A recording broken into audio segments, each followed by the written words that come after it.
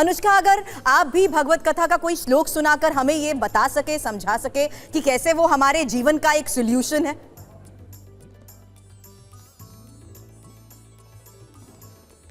देखिए, धुंधकारी बहुत दुष्ट था और उससे बहुत परेशान थे आत्मदेव जी। एक दिन सोचे आज मैं बैठता हूँ, अभी धुंधकारी आएगा तो उसे समझाएंगे। और जब धुंधकारी आया, समझाने लगे तो धुंधकारी मारने के लिए दौड़ा। तो भागे, जाके वो सो गया।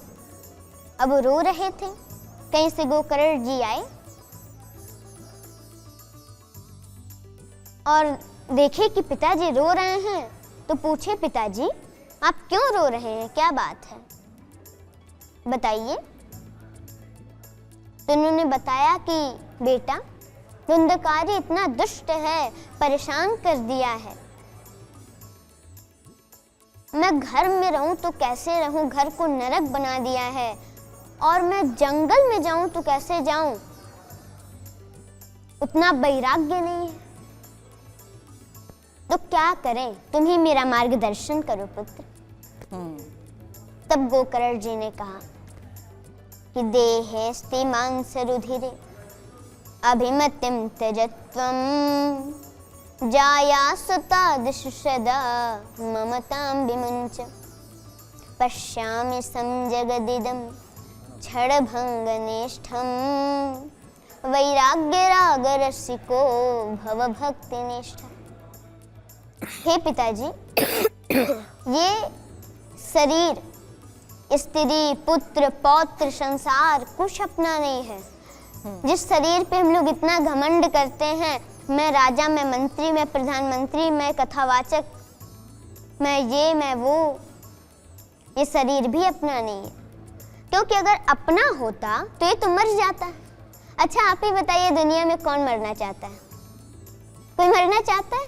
यहाँ इतने लोग बैठे हैं, कोई मरना चाहता है? बिल्कुल नहीं, कोई नहीं मरना चाहता, लेकिन फिर भी मर जाते हैं। क्यों? क्योंकि ये शरीर अपना नहीं है। अगर अपना होता तो हम लोग मरने से उसे रोक लेते, पर नहीं रोक पाते। आंख अंधे हो जाते हम लोग, नहीं रोक पाते। कान बहरे हो जाते हम लोग, मशीन लगाए घूमते हैं, कहाँ रोक पाते हैं। नासिका भी कभी कभी सूंघना कम कर देती, हम लोग नहीं रोक पाते। ये शरीर अपना नहीं है।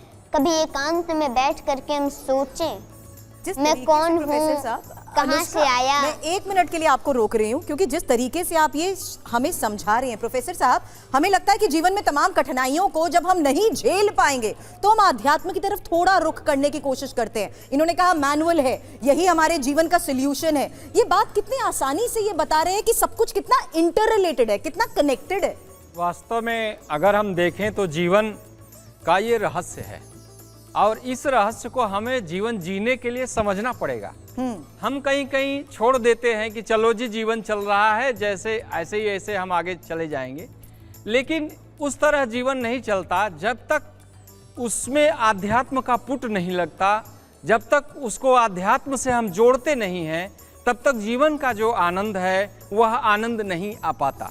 इन्होंने जो कथा सुनाई, वास्तव में वह कथा ऐसी कथा है जो हर एक माँ बाप का पुत्र से एक संबंध स्थापित करती है जी। कि एक पिता पुत्र को चाहता है कि पुत्र ऐसा हो, लेकिन अगर पुत्र उसके ठीक विपरीत होता है तो उसे क्या करना चाहिए।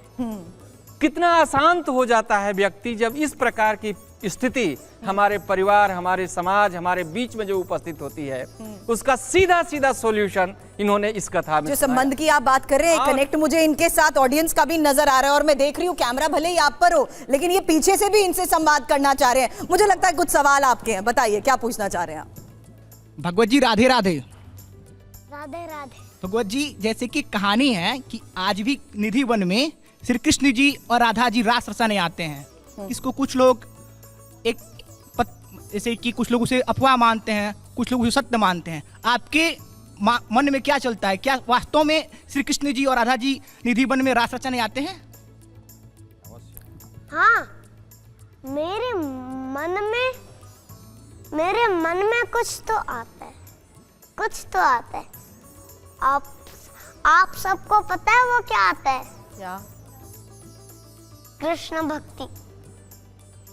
एक शब्द में उन्होंने आपको जवाब दे दिया, कृष्ण भक्ति।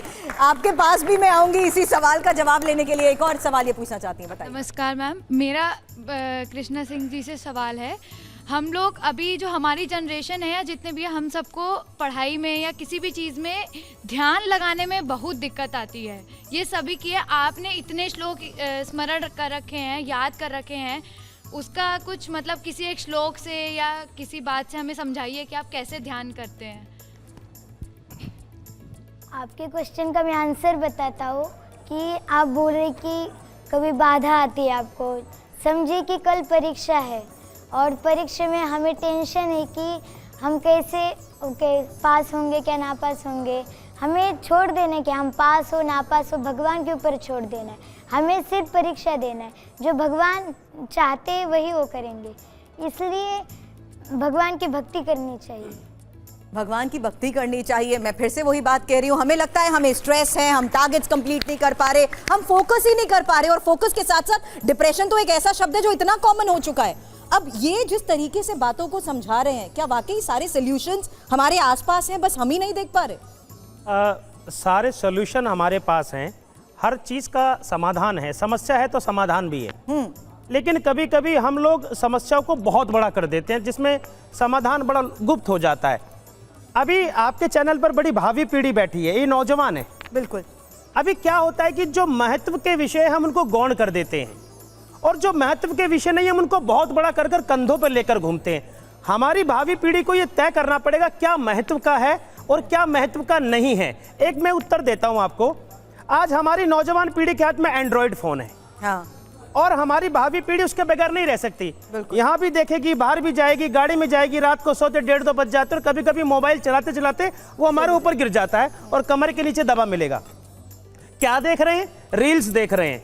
अब क्या महत्व का है और क्या महत्व का नहीं है, इनमें अंतर यह है कि इन्होंने महत्व की चीज को समझ लिया है और हमारी नौजवान पीढ़ी महत्व की चीज को समझ नहीं पा रही। यह है कारण।